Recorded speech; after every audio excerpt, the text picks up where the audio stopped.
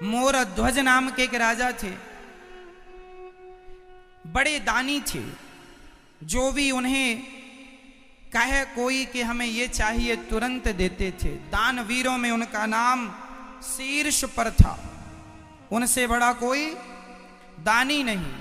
एक बार भगवान श्री कृष्ण प्रशंसा करने लगे भरी सभा में पांडवों के बीच कि मोरध्वज जैसा कोई दानी नहीं है। अर्जुन ने कहा प्रभु मुझे जरा सा डाउट है, क्या संदेह है? बोले मोरध्वज तो मैं सुना तक नहीं कि ये आदमी कौन है मोरध्वज नाम का। सुनो मैं सुनाता हूं।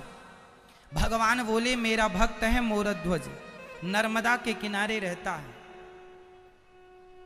बहुत बड़ा दानी है और मुझसे अत्यधिक प्रेम करता है। अर्जुन बोले प्रभु एक बार मैं परीक्षा लेना चाहूंगा कि क्या मेरे भैया युधिष्ठिर से भी बड़ा धर्मात्मा है, क्या उनसे भी बड़ा धर्मज्ञ है? चलो परीक्षा लेने चलते हैं। दोनों परीक्षा लेने गए, अर्जुन और भगवान श्री कृष्ण। तीसरे यमराज को बुलाया, तीनों ने रूप बदल लिया। अर्जुन और श्री कृष्ण ब्राह्मण बन गए, यमराज को शेर, बूढ़ा सा शेर बना के ले आए और पहुंच गए मोरध्वज के द्वार पर। भिक्षाम देही, हे राजन हमें भिक्षा दीजिए। राजा का नियम था सुबह जागकर सबसे पहले ब्राह्मणों को, जरूरतमंदों को भिक्षा देता था, इसके बाद ही कोई काम करता था। आज भगवान द्वार पर भिक्षा मांगने आए। भिक्षाम देही कह दिया। आइए ब्राह्मण देवता। मोरध्वज ने ब्राह्मणों के चरण धोए, चरण धोकर बिठाया, हाथ जोड़ के कहा बताइए आपको क्या चाहिए? कह दिया मोरध्वज ने क्या चाहिए? ब्राह्मणों ने कहा कि हमें ज्यादा कुछ नहीं, पर जो हम मांगेंगे उसके पहले आपको हमें एक वचन देना पड़ेगा।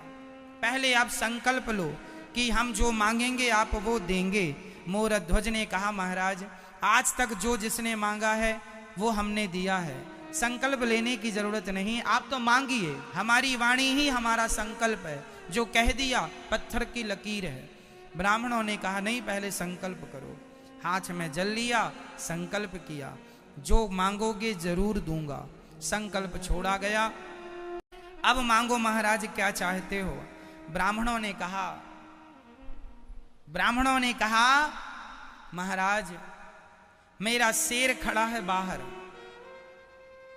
बहुत दिन हो गए खाया नहीं, मेरे शेर को कुछ मांस की व्यवस्था आप करा दो, बड़ी कृपा होगी।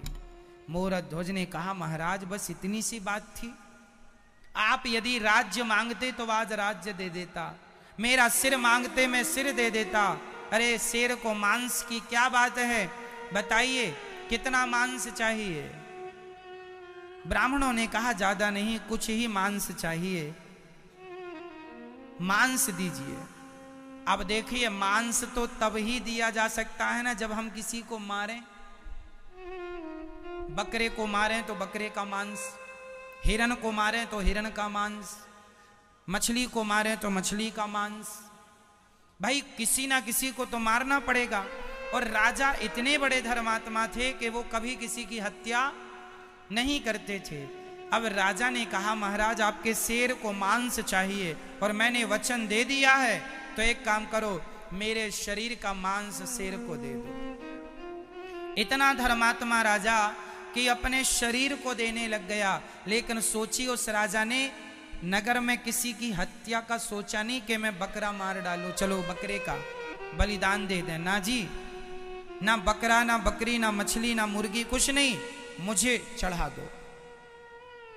ब्राह्मण बोले आपका मांस हम दे तो देते शेर को, पर हमारा शेर नेक बूढ़ा है, दांत टूट चुके हैं, मांस को फाड़ सकता नहीं है, बूढ़ा है, कड़ा मांस खाएगा नहीं। कोई बच्चे का मांस मिल जाता तो शेर का पेट भर जाता। अब मोरध्वज का दिमाग बच्चों की तरफ गया, पर बच्चा कौन सा, किस बच्चे को मैं मार दूं बताइए महाराज? मेरा अपना शरीर तो मेरे वश में है, किसी को मारना हत्या हो जाएगी महाराज। ब्राह्मणों ने कहा यदि आपका बेटा यदि वो अपना मांस दे दे।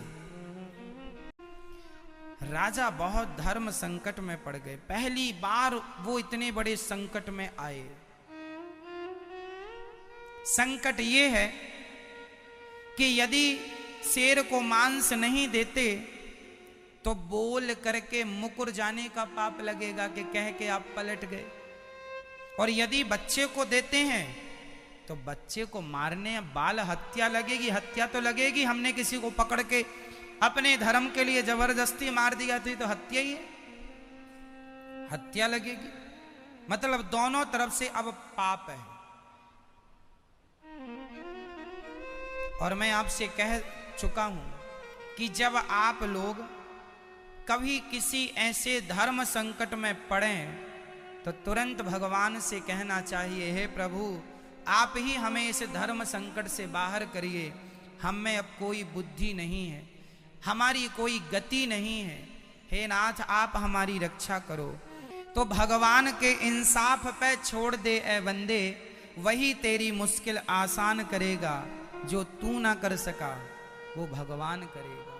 इसलिए अब सब भगवान पर छोड़ दो, सब भगवान पर छोड़ दो। जो करेंगे बहुत अच्छा करेंगे, आपको परेशान होने की जरूरत। अब मोरध्वज ने भगवान से प्रार्थना की, हे विधाता यदि मैं आपके चरणों का सच्चा दास हूं, सेवक हूं, किंकर हूं, तो आज मुझे इस धर्म संकट से बचाओ। तभी मोरध्वज का बेटा, नाम है ताम्रध्वज, मोरध्वज के पुत्र का नाम क्या है? ताम्रध्वज। तुरंत दौड़ा दौड़ा आया, पिताजी पिताजी मैं तैयार हूं। बेटे पुत्र किसके लिए तैयार हो, क्या कहना चाह रहे हो? ताम्रध्वज ने कहा, पिताजी आप धर्म संकट में हैं और पुत्र का धर्म है कि वो अपने पिता को धर्म संकट से बाहर कर दे। मैं आपके संकट को दूर करूंगा। पिताजी आप मेरा मांस शेर को दीजिए, आपको कोई हत्या नहीं लगेगी। मैं अपनी स्वेच्छा से, एक पुत्र का धर्म है कि वो पिता के धर्म की रक्षा करे, आप मेरा बलिदान दीजिए।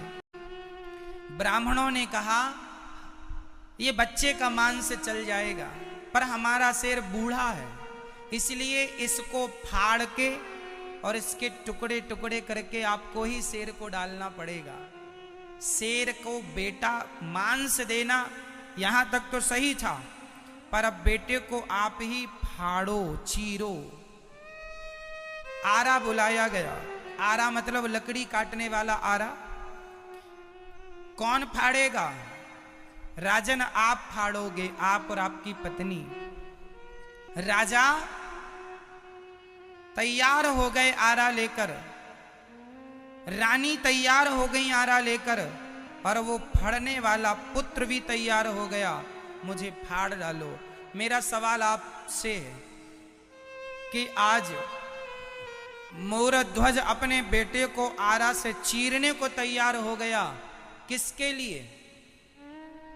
धर्म के लिए, कि पुत्र जाए तो जाए। राजा चाहते तो कह सकते थे बेटा नहीं दे सकता मैं, तो क्या कर लेते मांगने वाले? क्यों नहीं देते? तो क्या कर लेते कोई मांगने वाले? लेकिन नहीं, धर्म की रक्षा करना है।